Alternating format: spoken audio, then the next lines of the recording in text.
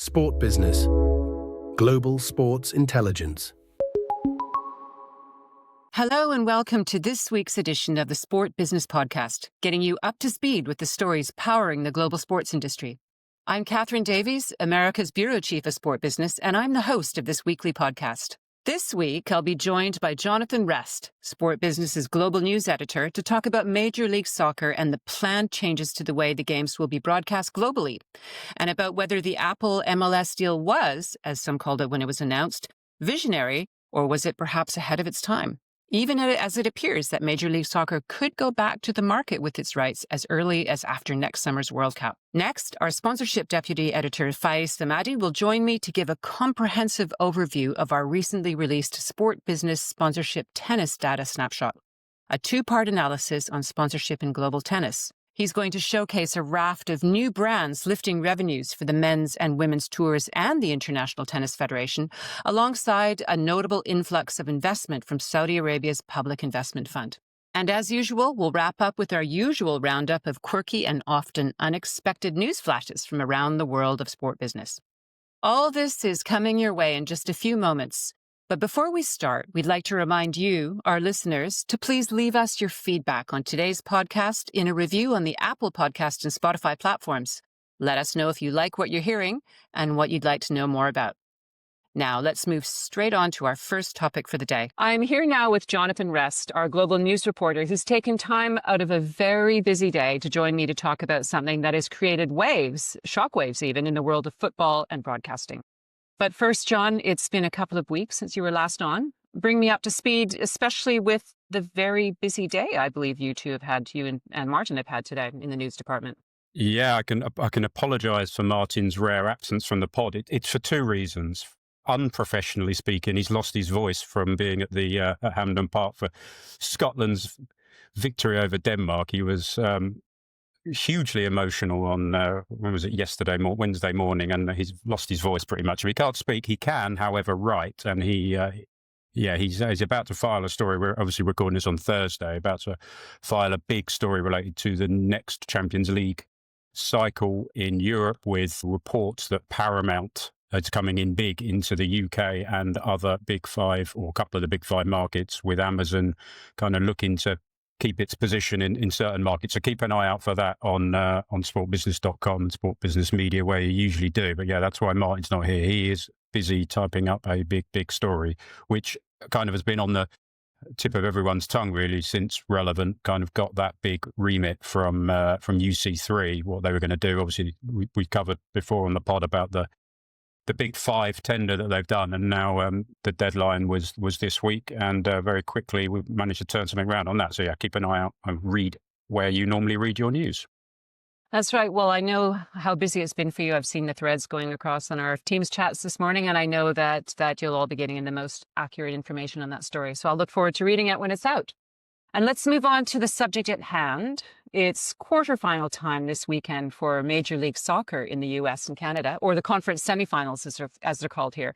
And that resonates with me as I'm going to this weekend's Western Conference semifinal at BC Place, where the Whitecaps are taking on LAFC. So I'm very excited about that. But it's news of the 2026 season that we're looking at here. It's already creating waves with planned changes to the way the games are broadcast globally. John, what's the latest on this?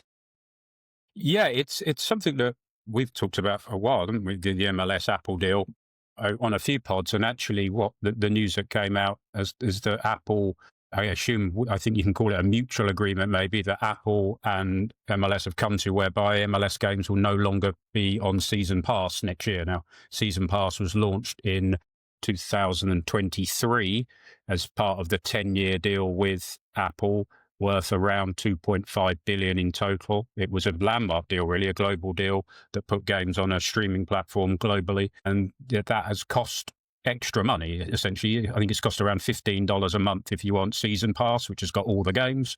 Plus, if you're, wanting Apple TV as well, that's an extra, I think, $13 or something. So it was kind of $26 a month it was costing. That is not going to be the case anymore.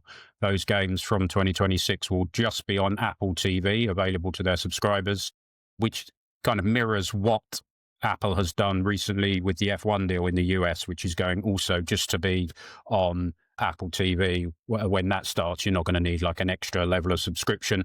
They also already have Major League Baseball games, Apple, which are just part of the regular subscription. So they're really building with MLS, with F1 and MLB, certainly in the US, obviously MLS still is global, quite a strong sports platform there with their general entertainment, which you're getting all for the monthly price. Yeah, lots to say about it, but that's kind of the basics of the announcement last week. Well, I think a lot of people are going to be happy about that in the short term. And just thinking specifically about this conference semifinal, a lot of people have been attracted to Major League Soccer in Vancouver because of Thomas Müller. He's quite a star. He's had it's called the Müller effect. The Whitecaps are doing very well, better than they have in years. The BC Place Stadium sold out in record time for this match. And it's probably going to be the same attendance, if not more, than the match they had when Lionel Messi played there, when Inter Miami were in town. And so I've seen a lot of threads saying, well, where can we watch this? And you have to pay extra for it because everybody has cable here, or a lot of people do, but a lot of people weren't aware that you have to pay extra and get it on Apple TV. So I think that there's a lot of people who will be happy about that coming up. So does that mean that for the remainder of the deal through to 2032, which is the terms of the original deal, will all games be available on Apple TV then? They will all be available on Apple TV, but not to 2032. Something that kind of has come out, there were some reports over the weekend in the US, which I spent a bit of time on Monday kind of firming up from the sport business side, that essentially the terms of the contract between Apple and MLS have now been completely renegotiated. So yes, all games are going to be on Apple TV, but the deal will no longer end in 2032 as was planned. As I said, it was a 10-year deal. It's now going to end in 2029. So a few years earlier. As part of that, Apple have kind of given up their opt-out right, which was after 5 seasons. So from 2027, they could have opted out of the contract. That has now been removed from the agreement. So this contract now runs up until 2029 only, not until 2032. Couple of amendments also regarding the payment. Now, as I mentioned at the start, it's $2.5 billion over 10 years. Average, obviously, is $250 million a year. That's never been a flat fee. It's always, as a lot of these deals are, as you know, Catherine, it escalates towards the end of the terms of the contract. They slightly rejigged that again. There will be a payment of around $200 million to MLS in 2026. There will be 2 payments in 2027. We can kind of come to that because that's due to the new calendar, which I think is interesting to talk about. So they're going to have a kind of short season in 2027. So that's going to be around $100 million. They'll then move to a different calendar. So they'll then get $500 million over 2 years for the final 2 years, 2 seasons of the contract. So actually by the end of 2029, MLS will be roughly $40 to $50 million up on what it would have received from Apple by the end of 2029. Obviously, there were more years left on that contract. So it's been tweaked and turned around in a way that kind of both parties, I think, will be happy with. MLS knows it's going to be on Apple for the next kind of 4 or 5 years, getting slightly more money, but Apple gets out of it a bit earlier than maybe as it wanted to. So yeah, both parties seem happy or unhappy, depending on who you talk to. Well, you say Apple getting out of it earlier. That would suggest that Major League Soccer might be going to market pretty soon, perhaps even as soon as after next summer's World Cup or the following year. What do you foresee? Yeah, absolutely. And I think that's what MLS will be kind of delighted about, the fact that everyone has talked about the World Cup, what it's going to do for soccer in North America, in particular for MLS and the growth of the league already there. They now get to, I guess, test that theory by going to market earlier than they would have. I remember, as I say, we've talked about this before, and I remember speaking to Don Garber at an event in London a year ago, maybe longer, and kind of asked him whether, when this deal was done, did MLS leave something on the table here by doing such a long-term deal that covered the World Cup entirely? It took us into the next decade. And, and obviously I think he claimed it was one of the greatest, potentially the greatest media deal of all time. And I think we've talked about that before. There was a revenue share if certain subscriber targets were hit. But I think we're going to, see them go to market possibly, early 2027. Just looking at other leagues domestically that they're up against, obviously NBA and NFL, NBA are done now for some time, aren't they? They've just started an 11-year deal. NFL talk about going to market early, they're a totally different beast. So you can kind of rule them out as from a competitor point of view. But you have got MLB now that are going to go to market. I think their deals end 2028, I believe. They just signed new 3-year deals. We covered a story today. All their rights are up from 2029. I think the NHL is in a similar kind of time frame. So you've got, 3 leagues that are going to be going at a similar time. Now, they are at different levels of rights fees, of course, but MLS is a fast-growing sport from a participation level, certainly. It's bigger than some of those I've mentioned. So be interesting to see the competition in the market when MLS does go, but they'll obviously be hoping off the back of a bumper World Cup. And then it's what do they do? I mean, they could go back with Apple. Who knows? They could just do a domestic Apple deal, but it will be their global rights that are up for grabs. So will they go back to kind of doing market by market or regional deals? Who knows? Yeah, and you mentioned the impact of the World Cup, but also, well, we're going to talk about this in a minute, about the calendar change and what that might do. But just first, we've talked about this a few times on the pod, about the merits of the Apple Major League Soccer deal. And some criticized it when it happened, and some called it visionary. Do we know who was right, who was wrong? Is there anything clear on that? What do you think? I think, again, it depends which side of the deal you ask, I think. I don't think we can underestimate what a massive deal this was at the time. This was a huge leap from a league of still kind of relatively young standing to basically put all their eggs in one basket. Went with a streamer that is not as big as subscriber numbers as the other streaming platforms out there. So that was a bit of a gamble, I guess, at the time. And the 10-year deal, yes, it was good money, but putting all your games on one platform globally, I mean, there were no blackouts. That's a big thing in certainly US sport, not so much known elsewhere, I guess, that there were no blackouts. So you can watch your game wherever you are. But it's a big risk, right? I mean, who's watching? They had good deals globally with big broadcasters, Sky in the UK, that kind of thing. Maybe not huge money, but there were eyeballs on those games. Less so when you do a deal globally with Apple. But at the end of the day, similar to F1 in the US, I guess people are criticizing that deal for the same thing.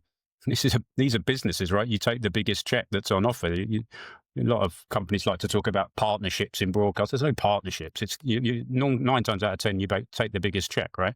Yeah. You're selling your house, you sell it to the highest bidder.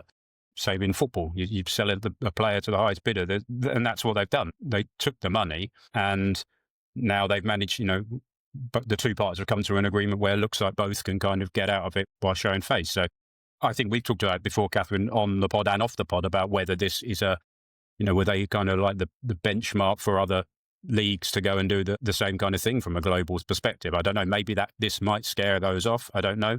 But I think for a young league, I think it was maybe a naive move, considering you had the World Cup on the horizon and just locking down your rights for that. I mean, they've done, there are kind of ways within the contract that they've looked to broaden the league. They've got this Sunday night package of games that lives outside of season pass. So they've been able to sub-license that to broadcasters around the world, playing on things like a Son, the Korean in LA, that, they can sell those games to a broadcaster in Korea. And they've done specific deals around the world where they've been able to do so outside of the terms of that Apple contract, but it's obviously restricted their growth. So yeah, now I guess it's a chance to go to market again, maybe end of next year, and go again properly for the last end of the decade. And so we mentioned the calendar changes, and those will have an impact on any new media rights tender, and that those changes are happening. Are they happening as soon as 2026 and 2027? The calendar realignment, isn't it? What do you think is going to happen there? So essentially you've got another normal season, if you like, of MLS next year in 2026. So end of February, March, right through to December, when the final usually is. And then in 2027, you'll have a very short season, 14 regular season games and playoffs, and then the cup final. And they are getting about $100 million from Apple just for that little kind of slate of games. So not totally pointless. And that will then set them up for a full season to start in July 2027. So it'll be a 27-28 season like you see in, the big European football leagues. And from then on they'll go to a Northern Hemisphere kind of summer round to spring season. So, starting July, August, running through till May time. Why are they doing it? I mean, essentially, it's very difficult for that league when you are competing with the international calendar. So right now, November, you've just had a very, as Martin's voice can testify, some international round of fixtures, but you also got MLS games. It's their playoffs at this time of year. It's very difficult for the clubs. So this clears up the calendar. It means that they're not playing in league games in the middle of the summer when there's international tournaments. And it also frees up the transfer window. So whereas MLS traditionally has had 2 transfer windows, a long transfer window in the winter where they're off season, they're now going to align with the traditional kind of football calendar, which allows them really to compete with other leagues around Europe for top talent in a normal calendar period. So I think from a football point of view, it makes perfect sense. Whether it makes sense from a US media point of view with the competition they'll have on the market, who knows? But yeah, certainly from a footballing point of view, it's easier for them to attract players and easier for the national team to compete by having their best players at the best time. Well, perhaps complicated from a fan point of view, because having Major League Soccer games over the winter will certainly create a bit of competition for fans who are drawn to their local NHL team, for example. And speaking of Canada, the Leafs, the Habs, the Canucks, and then to the hockey stronglands of, in Minnesota and Illinois. There's going to be a lot of competition for those eyeballs. And then, of course, you have the NFL through to February. You have NBA. So there's going to be a lot of competition, isn't there, for people's, interest in sport. So that's something they'll have to deal with.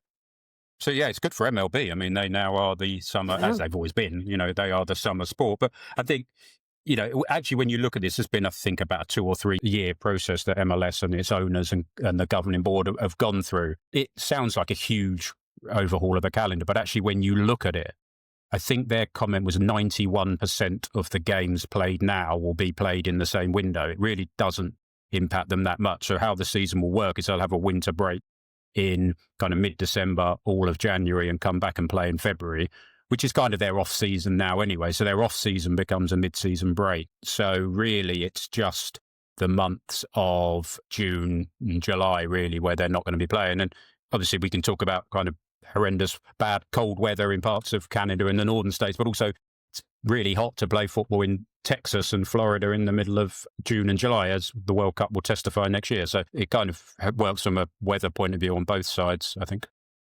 Yeah, I know that there's been some issues or some suggestions that it could be difficult to play in the heartlands where it's minus 30 in the winter.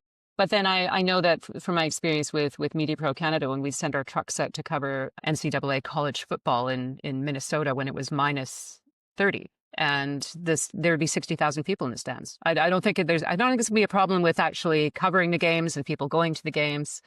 It's just whether they can, have enough time to watch all the sports they want to follow. But I think in Montreal, they're going to move perhaps to the Stade Olympique, which is covered. And Toronto will be a problem because their stadium doesn't have a roof. Vancouver doesn't get cold, so that's okay. So yeah, those are just, and I had heard that Major League Soccer is going to schedule the games so they avoid the really cold patches in those northern states and the Canadian provinces. Yeah, it looks like those teams will kind of be away from home where possible in kind of early December, February. What is interesting, it's quite a long break they've got. It's not like a 2-week kind of mid-season break that you'll see in parts of Europe. I just wonder if they're looking at that as a commercial opportunity, that January window, to perhaps have some kind of transcontinental tournament or, mini matches with games from German teams, Spanish teams, Italian teams that are on their winter break. I wouldn't be surprised if they look at this as an opportunity to build in some kind of mid-season commercial tournament. I don't know. It's a long break for them to have, and I wonder if they'll look to take advantage of that, as you would expect them to do. Yeah, and I know that the early rounds, group stage rounds of the CONCACAF Champions Cup tend to start in January, February. So they'll have, that'll be open season for them. They'll be able to focus on that, and that's expanding. And, Victor Montagliani's done a good job in building that tournament to keep the interest of Mexican teams so they don't rush off to CONMEBOL. So yeah, I think the CONCACAF would benefit from that as well. There'll be more matches between Major League Soccer and potentially Liga MX teams. And the Canadian teams too will be delighted to go down south in February and March.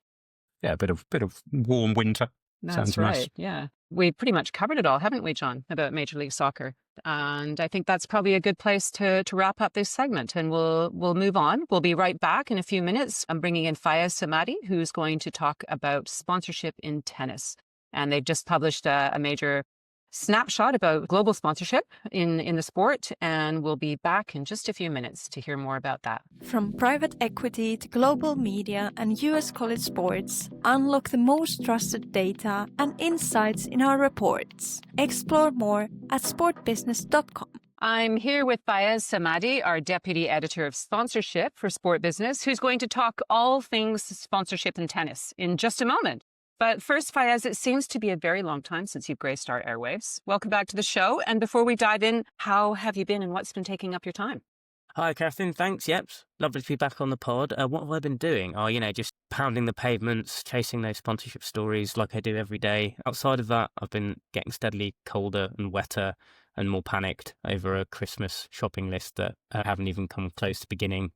So I need to address that. And on a happier note, I know everyone likes the Fire Somebody Watford update. I'm celebrating an unbeaten November so far for Watford. We've had 2 draws and a win, which is much better than what has been the case recently. So overall, we're about par.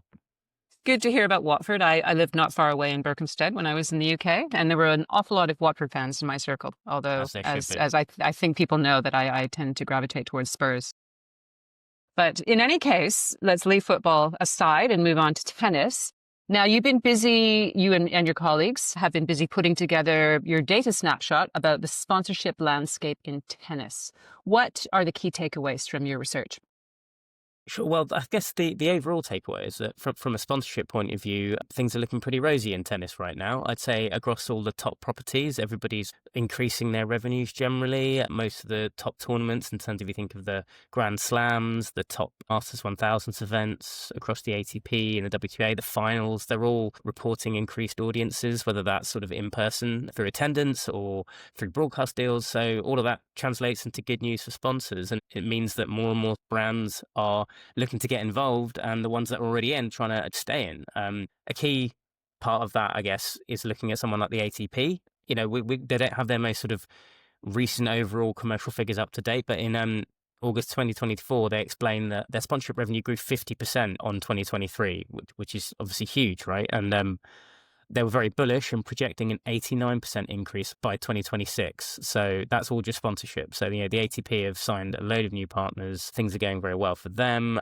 Another of the governing bodies, the ITF, has been very active recently, signing sort of sponsorships for the Billie Jean King Cup and more recently the Davis Cup. The Grand Slams are either bringing in new partners or signing renewals with decent upgrades. I guess we'd say on the one hand with tennis, if we're talking about the big themes, there's something of a uniformity of brands at the upper echelons. When you look at the Grand Slams and, the 3 governing bodies, you've got brands like Emirates, Rolex, Ralph Lauren, Haier, Lacoste to some degree. They have a couple of deals. You're getting these brands that are showing up across various top properties. But on the other hand, you've got a number of new consumer-facing brands coming in at lower tiers that just show the breadth of tennis and the appeal that it's having almost like never before. You've got dairy brands like Faye, I hope I pronounced that correctly. You've got a pet nutrition brand like Purina. I think those sorts of deals, together with the ones at the top of the portfolio, they're pointing out sort of tennis's crossover appeal and how much that's just grown in the past few years. It really sits quite comfortably at the intersection between like top elite sport and culture and entertainment. These big tournaments are big events. People want to be there. Even casual fans, committed fans, they're all getting more into tennis. So it altogether results in pretty good sponsorship numbers. The thing that struck me when last year at this time, I wrote our global report on tennis. And what really struck me is how truly fragmented it is and how many different organizations there are operating in the sport. And one thing, right down to the granular level of production, even of the signal of the events.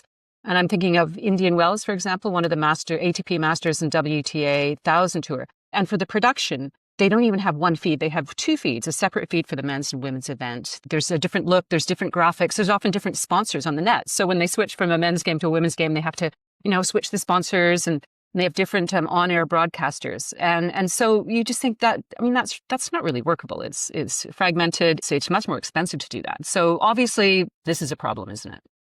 Yeah, for sure. That just sounds like a right pain for everybody on the ground trying to make that thing happen. And I presume, it potentially becomes a bigger challenge as more and more brands want to be interested in something like Indian Wells, right? Because they're looking at the numbers and they're good. Some of that I guess is mitigated in sponsorship by having these brands that have multiple deals. Like, you look at someone like Emirates, they're across 6 properties, the 4 Grand Slams and the ATP Tour. So that's 5 properties. Then you look at someone like Rolex, who I believe, they're all the Grand Slams. They have the WTA and the ATP. And so there's that side of it. And some of that becomes more pronounced when you think about the people who want those, the full train set, shall we say, of the Grand Slams. Emirates was allowed to do that finally after wanting for so long with Wimbledon. But that's only a small number of those brands, right? And you're absolutely right. There is that fragmentation. It's just made me think about when ATP chairman, former Andrea Gaudenzi, was making comments about this fragmentation in tennis, and that, the best solution would be that there's one entry point for brands, one entry point for sort of, media companies, perhaps, so they can come into tennis and have a sort of seamless service across all the stakeholders. I don't know that that's going to get off the ground and perhaps the kind of unifying all tennis way that he might think. I imagine there's, closer commercial alignment between the slams, who have such strong identities and sort of separate portfolios. I imagine that's fairly unlikely, but we all know that things have been moving much further when it comes to a merger between the ATP and the WTA. That's been talked about for a while. We know that it's ongoing. I believe the last time I've spoken to people about it recently, that there's just a few sticking points that they're still trying to work through. One of those that I know is related in terms of sponsorship and commercial is the sort of how they'd share revenues, what the split would be, and what represents fair value for both the ATP and the WTA if they're combining their sponsorship portfolios. Just looking at the analysis we've done in the snapshot, as it stands, you'd have to say that the ATP is doing much better on the sponsorship front. They have a larger number of deals and they're much higher value than the WTA's current portfolio. But there's obviously lots of scope for the WTA to catch up. Women's tennis is just as benefiting just as much in terms of increased audiences and interest from brands. And that could be reflected in the sort of share of the revenues.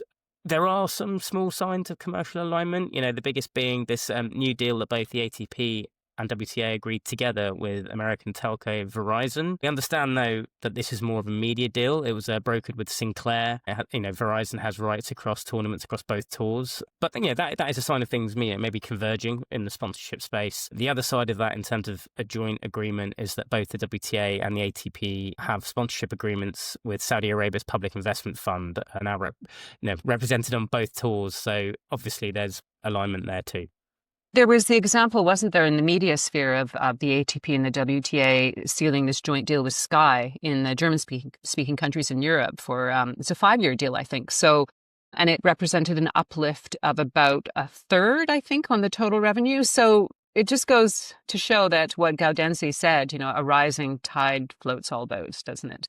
So they'll all stand to benefit. I think the point is, as somebody from the WTA told me, is that, they can't really say, yes, we're going to go in and have a merger with the ATP, but we're only going to take a quarter of the revenue. They just couldn't look their members in the eye and do that. But, on the other side of the table, the ATP does earn, I think you said it's about 3 times as much revenue from sponsorship and media. So it's a tough one. I think the will is there, but it's just so incredibly complicated, isn't it? Absolutely, yeah. I think, everyone's talking about how they'll probably get there, but it's these details that are often the hardest things to sort of, get aligned on and come to an agreement over. But you'd think that, there'll be some movement in that space soon. Well, you mentioned that there'd been an influx of investment from Saudi Arabia, and we all know about PIF's involvement in the WTA. They sponsor the rankings and so forth. What has that meant for tennis? Yeah, it's been sort of one of the biggest changes since the last time we did a deep dive into tennis sponsorship. Saudi Arabia's PIF have made very clear for some years that they wanted to be involved in tennis, and their involvement is multifaceted. Sponsorship is just sort of one side of it. It began with them securing rights to host the ATP Next Gen Finals, which is the sort of the end of season tournament for the best 8 men's singles players under 21. That's in Jeddah from 2023 until 2027. And then the sponsorship side came in, where they signed a 5-year platinum partnership with the ATP Tour, which is, they acquired the title rights to the rankings.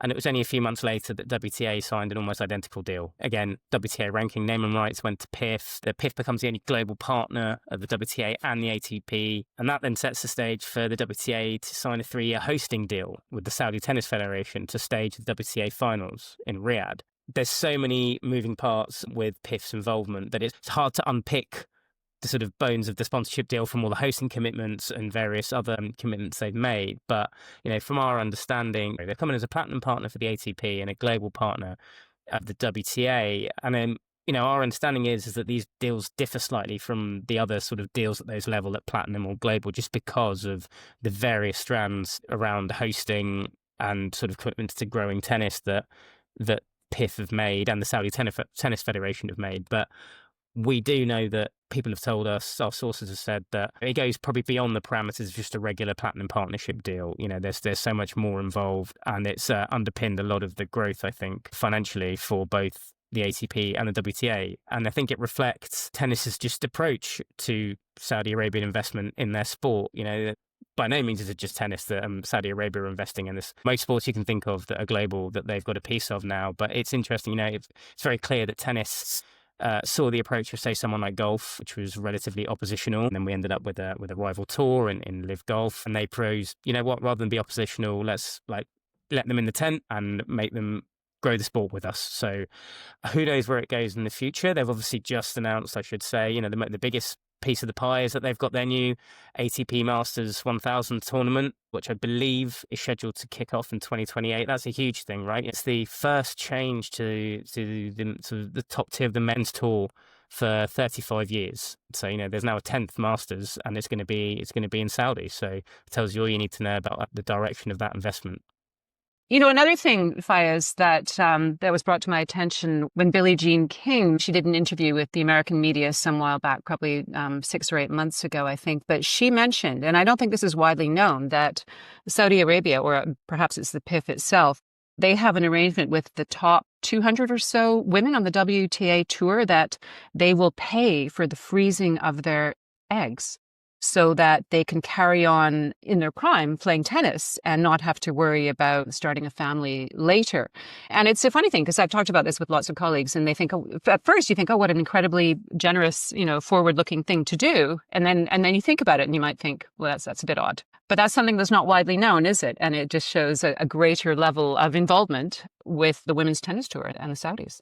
Yeah, absolutely. It's a clear example of some of the support that their investment is bringing and some of the different things it's bringing. I guess it's up to different people to think about how or why they're implementing this. But on a more sort of transactional level in terms of investment, my understanding is, the WTA finals just finished in Riyadh for 2025, and Elena Rybakina, who won it, is taking home, I think, just north of $5 million prize money, which is, I think, by most estimates, the biggest prize money that's been awarded at the WTA finals. I don't know if it's the biggest in women's tennis, but that's a huge increase for the finals. And I think a lot of that is derived from the investment from Saudi. So there's all sorts of changes happening.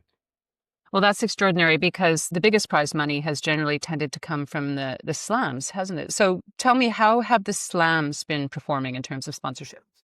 The slams, they're still seen as the pinnacle of tennis, and they're all performing pretty well, and everything's going rather rosy for them. It's interesting because they all seem to have, leaned in, I think, in terms of this amalgamation between tennis and culture and tennis and fashion and tennis and sort of celebrity, really. I think all the slams have their identities, and they've used those identities and leaned into them really hard, and I think that's been reflected in their sponsorships. If we take someone like Wimbledon, right, we think of Wimbledon as the iconic, brand ethos, the white kit, the only grass tournament. We all know that there's a Wimbledon feel that's a bit more muted and understated. And I think they've really lent into that, and it's allowed that premium and sort of scarcity of sponsorship resource to serve them well, right? I would say their portfolio now is beginning to resemble more of the other Grand Slams when they bring in the likes of Emirates, as I mentioned earlier. My understanding, just talking to people in the industry, they were saying that Wimbledon are doing obviously very well in terms of within the parameters they set themselves around the number of sponsors and the amount of signage and branding they want everywhere. But people have suggested that one thing they could do and might be looking to do is diversify their drinks portfolio. That would bring them much more in line with some of the 3 other Grand Slams that have done more of this. Obviously, I think Wimbledon has a bit of an impediment in this area because, it's synonymous with really long-standing brands and sponsors, particularly in the drink space. Pimm's, which is the Diageo-owned sort of liquor, I guess, is that the word? I don't really know what Pimm's is, but, you have like a Pimm's and lemonade, don't you? And yeah, Pimm's is Pimm's. But, everyone thinks of like Wimbledon and they think of strawberries and they think of Pimm's. So, I feel like that's a brand identity thing that they might have to get past if they were trying to bring in new drinks partners. But I think everybody else looking into that food and beverage space, particularly the drink space, everybody else in the Grand Slams, whether you're sort of Wimbledon or the Australian Open or the French Open, you're looking at those partners and they're all coming in and they want to replicate the Grey Goose just phenomenon that is that sponsorship with the US Open, which is probably, one of the best examples of tennis's crossover with culture and celebrity and fashion and huge presence and brand awareness. Yeah, it's gone viral, hasn't it? It has. Yeah. And it's funny because, you look at the relationship and lots of brands go, well, I want that. And you can understand why they want it. But Grey Goose, started sponsoring the US Open 18 years ago. It's not sort of a new thing. And I know the phenomenon has been a new thing, but if you just look at the numbers, I think this is what is getting lots and lots of brands in the space very excited. In their first year in 2006, they sold 18,000 of their honey juice cocktail. The honey juice, as we all know by now, is made exclusively for the US Open. Don't ask me what it's made of, but it's called a honey juice, and it's supposedly very tasty. I can tell you, it's vodka, lemonade, raspberry liqueur, and honeydew melon balls. And in a previous podcast, we talked about the honey juice and how they have a whole team of people every day carving out little melon balls by hand because there's no machine to do that. Extraordinary. Well, they're going to need a machine because, like they said, they sold 18,000 in 2006. By 2016, they sold 193,000. And they cost $23 each. Yep. This year's US Open, they sold more than 738,000 of them.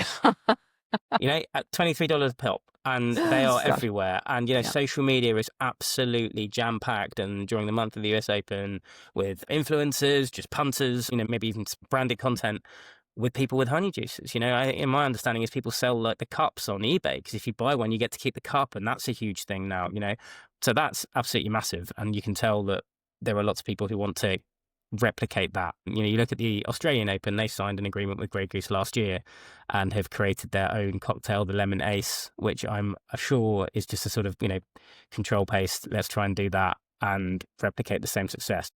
Yeah. Marketing masterstroke, isn't it? Exactly. And speaking of the Aussie Open, talking about someone who's leaned into their brand identity, it was, I think it was Roger Federer who first coined the moniker, the Happy Slam. And they've really leaned into that, right? And they are the kind of festival slam. They've got the huge precinct at Melbourne Park, and they're trying to sort of maximise every area of it for different sponsors. They've, organised it into different zones. One, the sort of food and beverage ones, more into more premium hospitality. I think at the last Australian Open, they opened the top court zone, which is more focused at Gen Z and younger audiences. They had gaming sponsors. Red Bull had a padel court there. Red Bull sponsorship. They came in. They're the only Grand Slam to sign with Red Bull, right? And we know how creative they can be in terms of their activations. They did Red Bull Baseline, which was a tournament in the opening week, the official tournament, when the sort of festival week, and they had the tournament at the Rod Laver, and it was music and DJs and very informal, and some of the best players, and they had to score for themselves. There were no umpires, and it was just this kind of fun pre-tournament tournament. And that sort of work has worked really well for the Australian Open. They want people to come. They want sponsors to be activation first. That's how they see it. Lots of them obviously want branding. They want hospitality. They want some of those traditional things. But I think they've managed to get some of those maybe more traditional brands that you wouldn't think of to be way more playful and way more fun. They brought in Pirelli, something that we exclusively brought to everybody as a huge news story at Sport Business. Pirelli, just Italian tyre brand. They had a really fun activation with people having to get to play, and I think that's worked really well for the Aussie Open, and it's the one that people want to be part of if they want to have a bit more of that fun. French Open, again, they're known for their sort of premium feel at Roland Garros, excellent hospitality, lovely, elegant sort of ground and shops and all the rest of it. And I suppose French Open, their main thing has been renewing lots of key partners. They renewed with Lacoste again in 2024. That partnership's been going, I think, since 1971 in some guise or the other. That's huge. And they're staying kit partner, which was a big deal because Ralph Lauren are their main rivals, and they're the other brand who are looking to complete the Grand Slam set. They are the official outfitter for the other 3 Grand Slams, and they were very interested in taking the French Open off Lacoste's hand, but they hung on. More recently, Renault renewed, and they're the net signage sponsor, and they provide a fleet of electric vehicles. And what's interesting with that one that I think leads into more of where the French Open have been going is that Rennes have taken title sponsorship to a couple of junior tournaments, one of which is the Junior Series tennis tournament, which is focused in Asia and Latin America for younger players. And this, I think, plays into part of the French Tennis Federation strategy to grow the global awareness of the French Open. I'm not saying it's not globally aware, people know what it is, but perhaps it's not as well known and they haven't worked as relentlessly as the Australian Open or maybe or Wimbledon or some of the others on getting into that sort of global market and global mindset that everybody around the world knows that this time of year is the French Open. So they've been using sponsors actually to help with that as part of their agreement. Activations, again, really key, but trying to do activations outside France. So, for example, their hotel sponsor, Accor, during the tournament and just before, they completely rebranded lots of their hotels outside France in like Roland Garros colours with Roland Garros IP. They had Roland Garros rooms that people could stay in, but that was as far as, in Brazil, in Japan, in the UAE. So that was leveraging that relationship to get Roland Garros out into some lesser markets. Similarly, Lacoste, they've been obviously doing things with the French Open for years, but they've been helping them grow their presence in China, and it's quite fun actually. Lacoste and the French Open worked together at the National Tennis Center in Beijing to bring a clay court to the tennis center for the duration of the French Open, and apparently that's been extremely well received. Tennis is huge in Beijing. I think outside maybe the US, it has the most number of registered tennis players. Don't quote me on that, but it's very high. It might even be more so. And so the French Open have seen this, unique opportunity being the only clay tournament to bring that to China. Lots of engagement, lots of activation around that. Lacoste at the center of it, same as Roland Garros. So I think that's been part of their plan, has been looking at how to grow their international awareness and you help get sponsors to help them do that. The US Open, they've also rounded out their drinks partners outside of Grey Goose. They've got Heineken, they've got Maestro Dobel Tequila, they've got Aperol, and so they're doing really well. Their main challenge, I understand, is that lots of their branding assets are selling out. Their hospitality is oversubscribed, but I think, as we all know, they announced that they're doing a significant refurb of Flushing Meadows, and that's going to massively increase the amount of hospitality and sort of luxury suites available, which I think is music to the ears of lots of sponsors there. My understanding is 2026 will be a sort of transition year for that, with plans that everything's ready for 2027. So I imagine that'll be a big boost again for them in terms of sponsorship. Yes, and no doubt a big boost for sales of the honeydews. We'll follow. we'll keep you up to date with that. Let's move on to the final piece of the puzzle, the team tennis events. What can you tell us about sponsorship for the Davis Cup and the Billie Jean King Cup?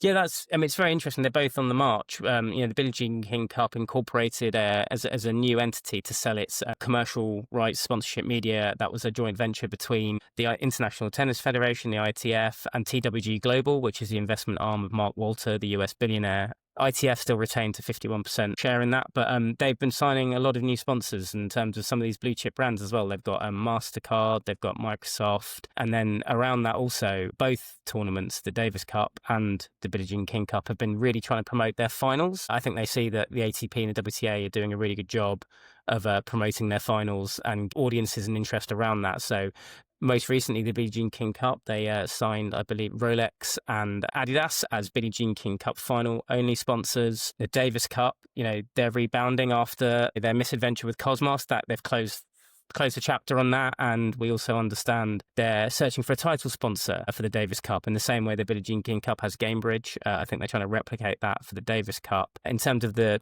Davis Cup Final 8, they've signed MG Motors to sponsor that. Most recently, they signed Visa as the official payments partner. So while they're looking for central sponsors, they're really trying to fill out the cards for their finals events. And just the last thing on that would be that I think the host cities have been really important to that. The Billie Jean King Cup finals have been in Shenzhen, and I think that we understand that was really important to someone like MasterCard, people like Adidas, Rolex, trying to get a bit more of a foothold in China. MG Motors was keen on the Davis Cup being in Italy. There's been a huge surge of tennis popularity in Italy due to, Yannick Sinner, Yasmin Paolini. I think Italy won the Davis Cup last year. So these hosting deals and where they are, I think, have been very key to both the Billie Jean King Cup and the Davis Cup. Well, it's clear that there's a lot of cash, a lot of sponsorship money flowing into tennis these days. And when I spoke to Andrea Gaudenzi just over a year ago, he pointed out that tennis has sort of become cool and sexy again with all these new young players. And and all these new brands coming in. The key thing is, they do have to remain at the pinnacle. They have to remain a premium tier one property. And he said that tennis is at a real crossroads because the entertainment industry is so complex and there's so much competition for eyeballs. And they really have, fans have a lot of choice these days. So for tennis to remain appealing and stay at the top of the curve, that's what they need to do to keep the sponsors interested, the fans interested. So there's a big challenge ahead of them. And I know they're working on it. And I understand that 2027 might be the year when they reveal this, much touted merger between the ATP and the WTA. But there's a lot of work to be done. And it sounds like with the sponsorship, there's a lot of cross sponsorship at the top. Sounds like they're on their way. Do you think? That's a really good point on the entertainment side of things, because while the sponsorship is going well, you just think about the Breakpoint Netflix series, which didn't do very well at all, and I believe has been sort of axed. So there's that constant tussle with everybody's attention. But right now, it seems on the sponsorship side, tennis is doing okay. Let's see if they can keep it up. Great. Well, thank you, Fayez. I really appreciate your coming on and giving us this very in-depth view of the sponsorship snapshot on tennis that we have just released. And it's out there on the website for our subscribers to have a look at. So thanks for taking the time, and we'll have you back on the podcast very soon. Thanks, Catherine.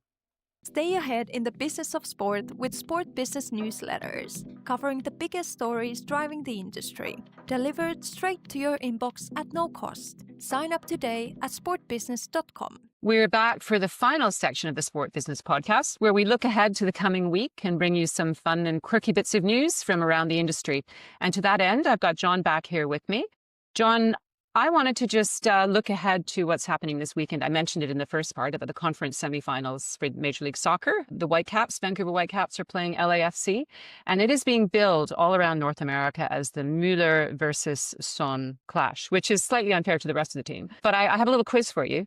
Thomas Müller and Son from Tottenham fame have faced each other quite a few times in their careers. Do you know how many times? Can you guess how many times they've played against each other in Bundesliga, Champions League?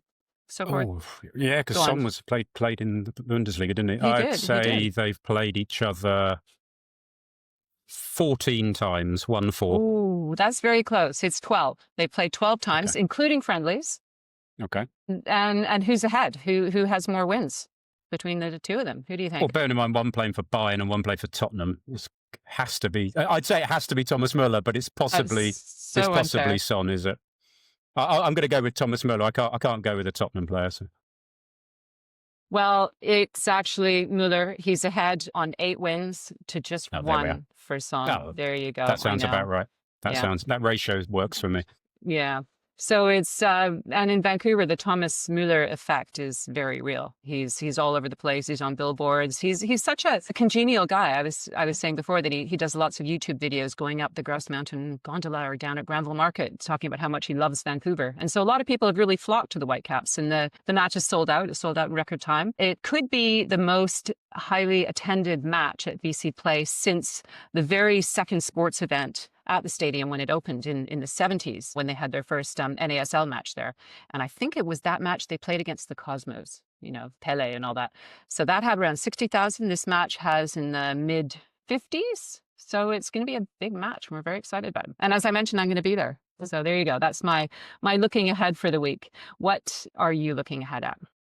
Well, my look ahead is quite boring, I'm afraid. It's very industry related, but today is the 20th of November, so that is the deadline for bids for Warner Brothers Discovery.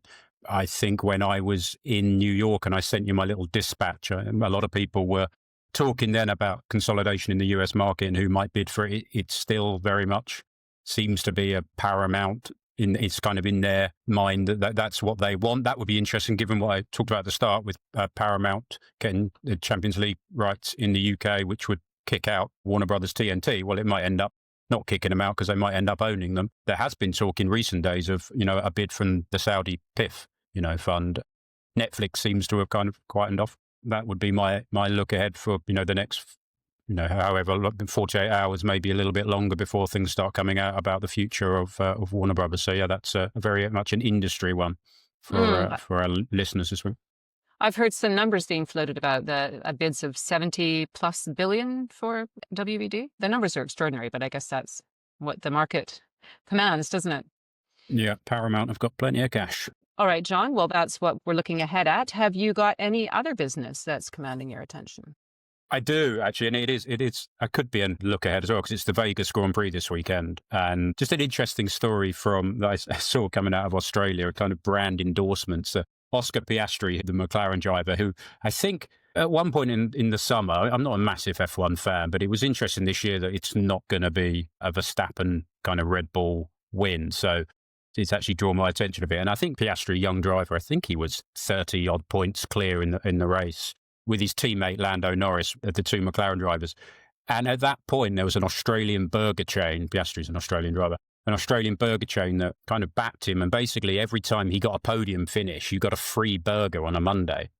Well, since it's done this, he hasn't won a race. He's now 24 points behind his teammate, and there's only 3 races to go, to the extent that the burger chain has kind of had to put out an apology on social media, for kind of like, putting the kibosh on his chances of winning the title. And I think now you get a burger if he just finishes the race, which is kind of really quite sad, really. So yeah, look, so just be careful. A brand should be a little bit careful about what who they're backing. But yeah, poor old Piastri looks like maybe he ate too many burgers and just couldn't get in the car. I don't know, but he certainly dropped off in recent weeks. So. Keep an eye. Hopefully he'll win in Vegas, and then it will all be back on for the last few races of the season.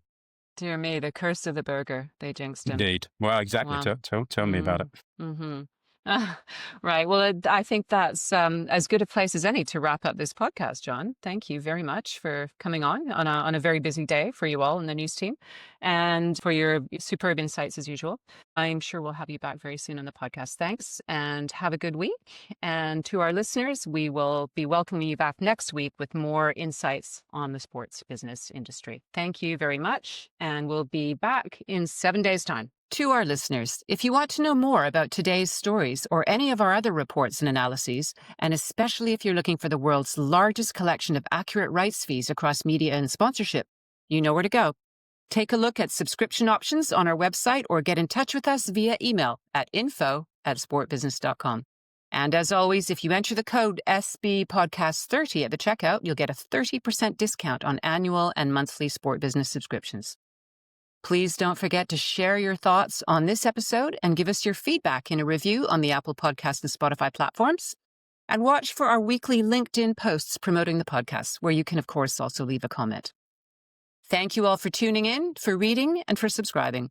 I'm Catherine Davies, and we'll be back again next week with the Sport Business Podcast.